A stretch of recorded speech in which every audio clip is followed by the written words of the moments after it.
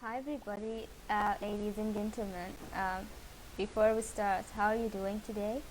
I hope you are all doing well. And please stay on. I will just start in after a few seconds. Um,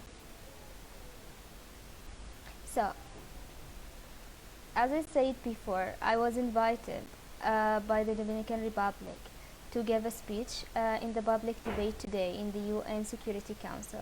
However, I faced problems with the internet connection and I wasn't able to give my speech. So I'll use this channel now to give my speech, which I wasn't able to give it earlier. So, my name is Olla Al Sakkaf. I'm a 25 years old peace builder. I was born and I grew up in difficult circumstances in my country, Yemen. I'm here today as a representative of the United Network of Young Peace Builders, a global network working to end violence of youth, exclusion, transforming power structures to enable meaningful youth participation, and offering a platform for youth to act together in decisions that affect them.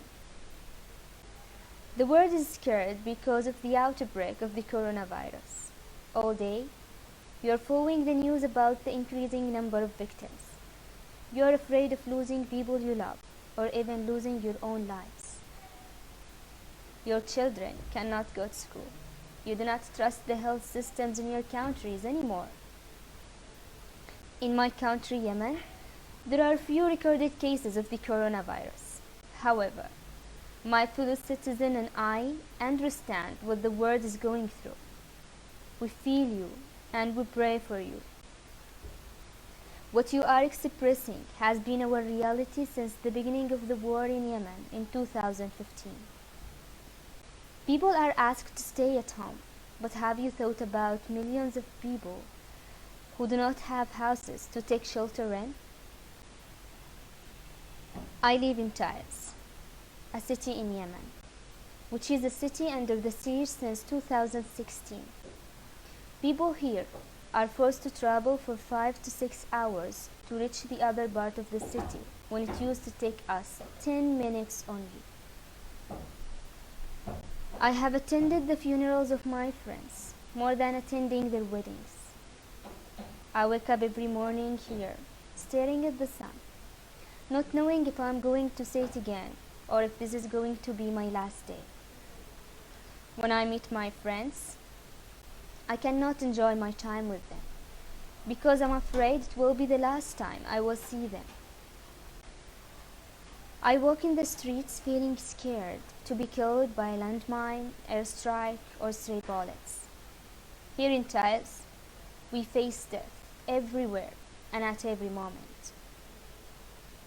The situation in Yemen is at its worst.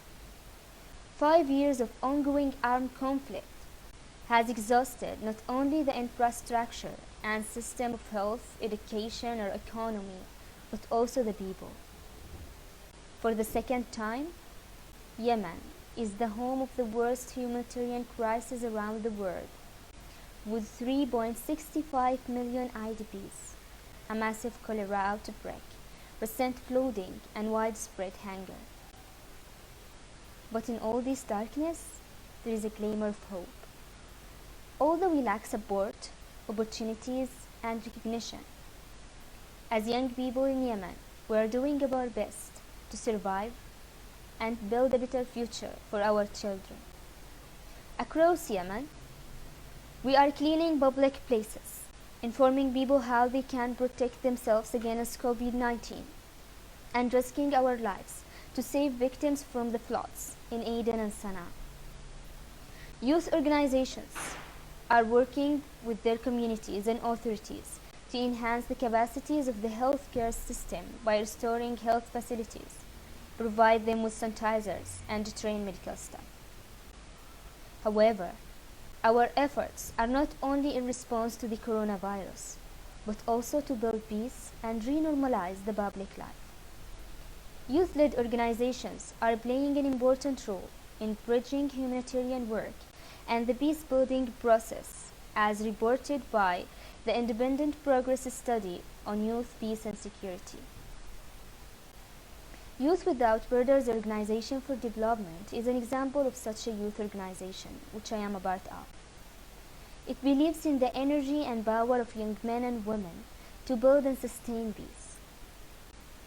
Youth Without Borders is working to rebuild the social fabric, peaceful coexistence, and security in our communities through capacity building, awareness raising, advocacy, and research. We do not only target young men and women, but also other community members, state institutions, local authorities, community initiatives, and private sectors. We, young people, can't bring peace and prosperity to Yemen alone. We need the international community to support, invest in, and strengthen our work. We need them to promote and enable youth participation and inclusion in all phases and tracks of the peace talks in Yemen and all other UN-supported peace processes.